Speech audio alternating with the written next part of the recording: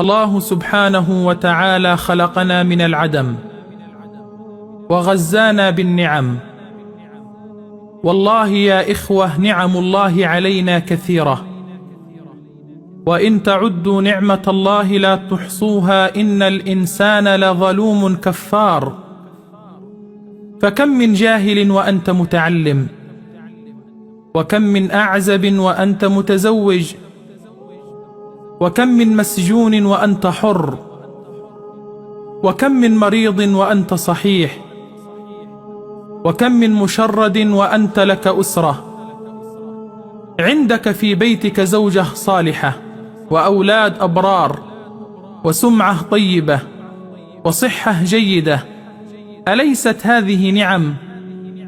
لو أن الواحد منا خير بين كنوز الدنيا كلها وبين أن يفقد بصره لاختار بصره.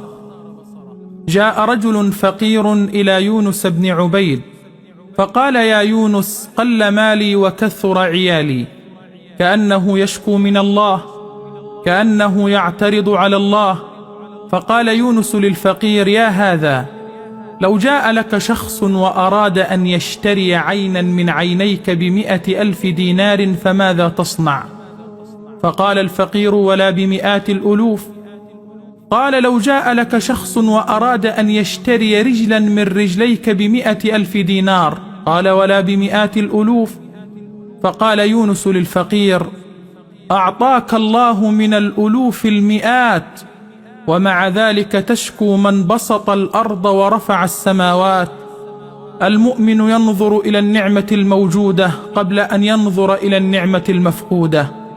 يا ابن آدم، عندك ما يكفيك وتطلب ما يطغيك، لا بكثير تشبع ولا بقليل تقنع. اذهبوا إلى السجون لتعرفوا نعمة الحرية، والسجون مقابر الأحياء. واذهبوا إلى المستشفيات لتعرفوا نعمة الصحة والعافية، والصحة تاج فوق رؤوس الأصحاء لا يراه إلا المرضى. وسرير في بيتك أفضل من سرير في المستشفى، وضيق في الرزق أفضل من ضيق في التنفس. يقول أحد المصابين بمرض السرطان: أيها المتمتعون بالصحة، اشكروا خالقكم على نعمة العافية، وكفاكم حزنا على أتفه الأشياء. واعلم يا حبيبي أن المال هو أدنى درجات الرزق، وأن الصحة والعافية هي أعلى درجات الرزق. وقال النبي عليه الصلاة والسلام: نعمتان مغبون فيهما كثير من الناس، الصحة والفراغ.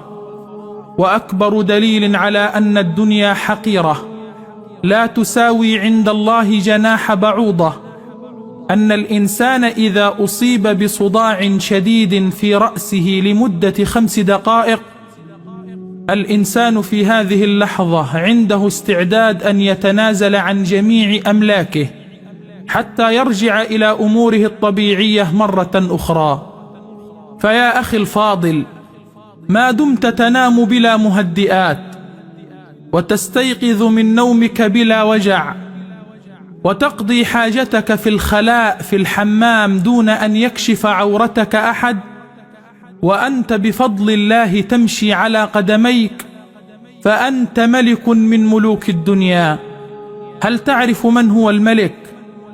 الملك هو الذي يمتلك بيتا يأويه، وزوجة ترضيه، ورزقا يكفيه.